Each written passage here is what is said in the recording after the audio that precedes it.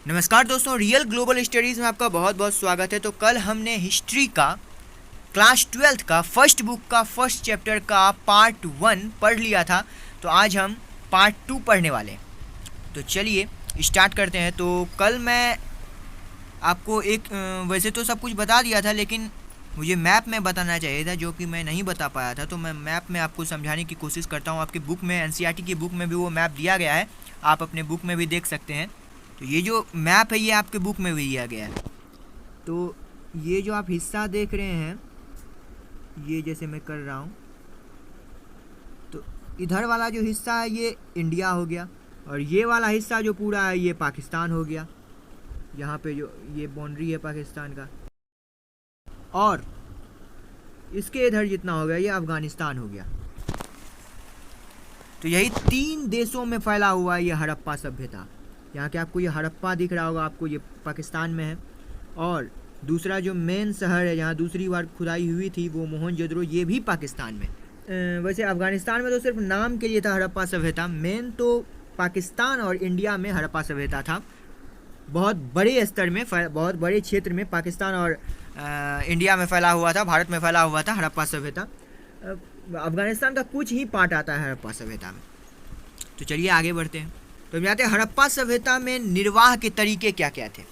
तो पहला तो लोग कृषि पर निर्वाह करते थे, दूसरा पशुपालन पर, तीसरा व्यापार पर, और चौथा शिकार करके।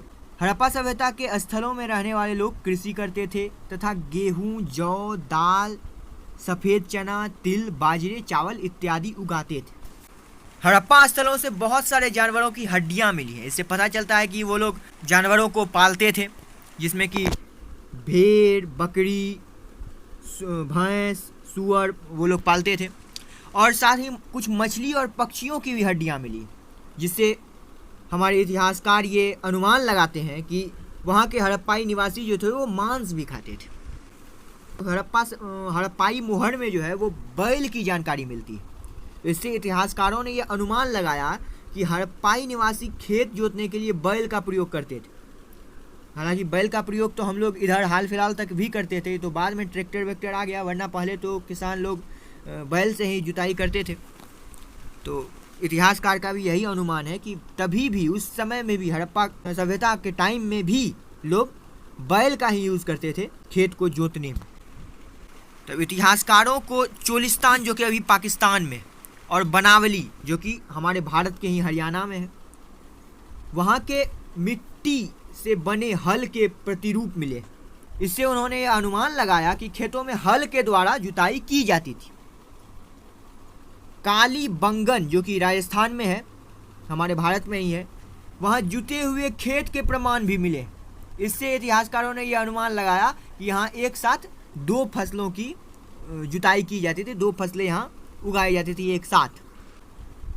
अब चूँकि वो लोग खेती करते थे, तो खेती तो बिना सिंचाई की हो नहीं सकती, तो खेती में सिंचाई की आवश्यकता भी पड़ती थी। इसके लिए नदी तथा नहर से पानी लिया जाता था। अफ़गानिस्तान, जैसा कि मैंने बोला, बहुत कम ही इलाका है अफ़गानिस्तान का, ज़्यादातर पाकिस्तान और भारत का है। तो अफ़गानिस्तान में सोतुघई नाम का एक शहर है, सोतुघई। वहाँ पे नहरों के कुछ सबूत मिले। कुछ स्थानों में कुएं से भी पानी लिया जाता होगा, ऐसा इतिहासकार अनुमान लगाते हैं।